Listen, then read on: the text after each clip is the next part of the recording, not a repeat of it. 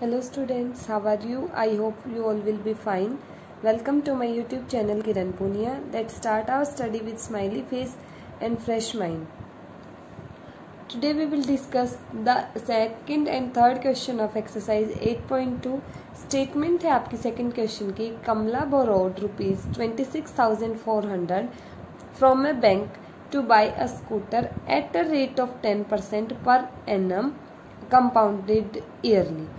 26,400 का क्या लिया है कमला ने, पैसे उठाए हैं, बोरो किए हैं इतने रुपीस, ठीक है, एक बैंक से क्या करने के लिए, एक स्कूटर खरीदने के लिए, किस रेट ऑफ इंटरेस्ट पे 10% पर एनम, ठीक है. What amount she will pay at the end of 2 years and 6 months to clear the loan.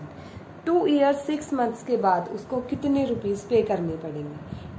ऐसा क्वेश्चन हम कर चुके हैं. जो फर्स्ट क्वेश्चन का थर्ड फोर्थ पार्ट था वो ईयरली हमारा क्या लग रहा है, थर्ड पार्ट था फर्स्ट क्वेश्चन का, इंटरेस्ट लग रहा है. तो हमें क्या करना होता था, पहले तो जो कंप्लीट ईयर है उसका तो निकाल लेंगे अमाउंट, और जो ये बचेंगे, ये टाइम बचेगा, इसको मंथ ईयर में कन्वर्ट करके और क्या करते थे हम, सिंपल इंटरेस्ट निकाल लेते थे, ठीक है.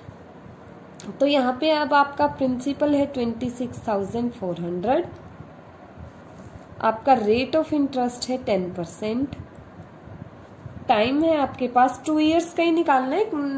पहले तो अमाउंट, तो अमाउंट क्या हो जाएगा, principal 1 plus rate by 100 raise to the power time, क्या हो जाएगा 26,400, 0 से 0 कट, 1/1 है, 10 LCM आ जाएगा. यहाँ पे क्या आता है 10 + 1 स्क्वायर, क्या आएगा आपके पास 26,400. 11/10 आ गया ना, और उसका है स्क्वायर, मतलब 11/10, 10 2 टाइम्स आएगा, 0 से 0 कट, इस 0 से ये 0 कट हो जाएगी. अब आपके पास ये आ गया आपका अमाउंट, ठीक है. 264 मल्टीप्लाई बाय 11 की 11 से क्या आती है 121, ठीक है. ये आ जाएगी आपकी मल्टीप्लिकेशन. इनकी मल्टीप्लिकेशन आपके पास आ जाएगी 31,944 रुपीज. तो ये आ गया आपका अमाउंट. अब SI निकालना है ना आपको, किसका, जो आपके 6 months बच गए इनका. तो प्रिंसिपल का काम इन SI की, इस SI के लिए कौन करेगा, ये जो अमाउंट आया ये मल्टीप्लाई में रेट ऑफ इंटरेस्ट 10 ही रहेगा, मल्टीप्लाई में क्या आएगा, 6 month के ईयर क्या बनेंगे 6/12, 6 1 जा 6, 6 2 जा 12, 1/2. जितने मंथ गिवन होंगे उनको 12 से डिवाइड कर देंगे तो वो ईयर में कन्वर्ट हो जाएंगे. तो क्या आपके बन गए 1/2 ईयर.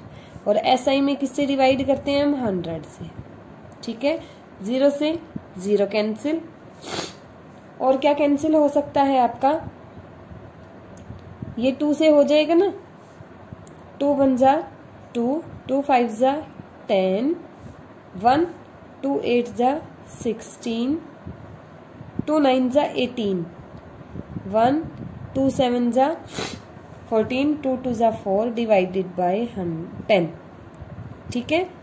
15,972 divided by 10. 10 से डिवाइड करने का मतलब लास्ट डिजिट से पहले क्या आ जाएगा, डेसिमल. तो 1597.2 क्या लग गया, कंपाउंड सिंपल इंटरेस्ट लग गया. और कंपाउंड इंटरेस्ट क्या लग गया आपके पास. अब देखो, ये अमाउंट तो पे करना था आपको 2 years के बाद, और 6 months के बाद ये और ऐसा ही ऐड हो गया ना.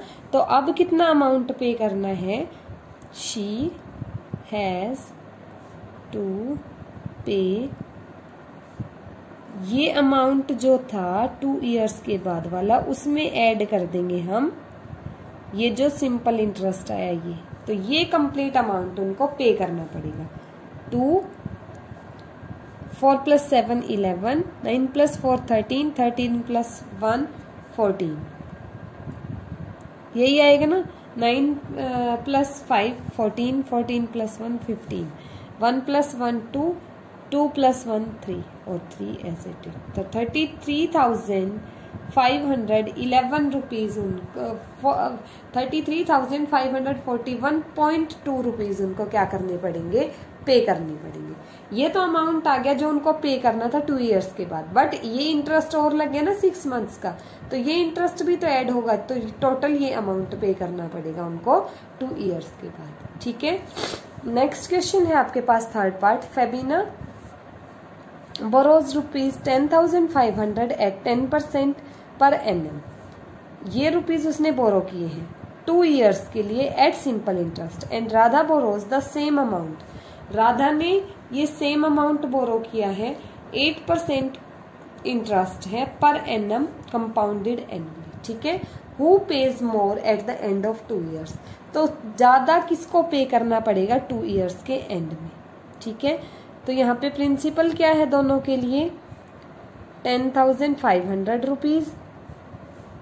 अब यहाँ पे आप लिख लो फेबिना, यहाँ पे आप राइट कर लो राधा। ठीक है, फेबिना के लिए प्रिंसिपल है ये, रेट ऑफ इंटरेस्ट क्या है 10, टाइम क्या है 2 इयर्स। ठीक है, राधा के लिए प्रिंसिपल क्या है 10,500, राधा के लिए आपका रेट ऑफ इंटरेस्ट क्या है 10% और राधा के लिए टाइम क्या है 2 इयर्स। डिफरेंस क्या है दोनों के लिए कि रेट ऑफ इंटरेस्ट जो किसका है राधा का 8% है और फेबिना का कितना है 10% है। फेबिना का है सिंपल इंटरेस्ट और राधा का क्या है आपका कंपाउंड इंटरेस्ट। तो सिंपल इंटरेस्ट निकालेंगे फेबिना के लिए, क्या आ जाएगा principal multiply rate of interest multiply time divided by 100। तो ये आ गया आपका सिंपल इंटरेस्ट। ठीक है, ऐसे ही आपका कंपाउंड इंटरेस्ट तो निकलेगा नहीं क्योंकि राधा को कंपाउंड इंटरेस्ट देना है, तो क्या निकलेगा आपके पास अमाउंट, और वो अमाउंट क्या होगा principal bracket 1 plus rate of interest divided by 100 raise to the power 2, जो आपका टाइम होता है। 4 2 जा 8, 4 से ये कैंसिल हो जाएगा 25। सिंपल इंटरेस्ट क्या आ जाएगा यहाँ से जो फेबिना को पे करना है 105 मल्टीप्लाई बाय 10 2 जा 20। ठीक है, यहाँ से हम अमाउंट निकालेंगे जो राधा को पे करना है, वो क्या आएगा 10,500। ये क्या आता है 1/1 plus 2/25 raise to the power 2। ठीक है, तो ये अमाउंट क्या आ जाएगा 10,500 ब्रैकेट 25 प्लस 2 डिवाइडेड बाय क्या आ जाता है 25, पावर कितनी है 2। तो ये अमाउंट क्या रहेगा 10,500 27/25, पावर 2 है तो ये 2 बार मल्टीप्लाई 27/25। ठीक है, अब क्या करेंगे आप अगर कोई यहाँ से कैलकुलेट करेंगे हम, यहाँ डिवाइड करके देखेंगे 25 से ये डिवाइड हो जाएगा 25 4 जा 100, 25 2 जा 50 0। अभी 25 5 से कट हो जाएगा 5 8 जा 40, 5 4 जा 20। तो ये आपके पास क्या बचा है यहाँ पे 84 मल्टीप्लाई 27 मल्टीप्लाई 27 डिवाइडेड बाय 5।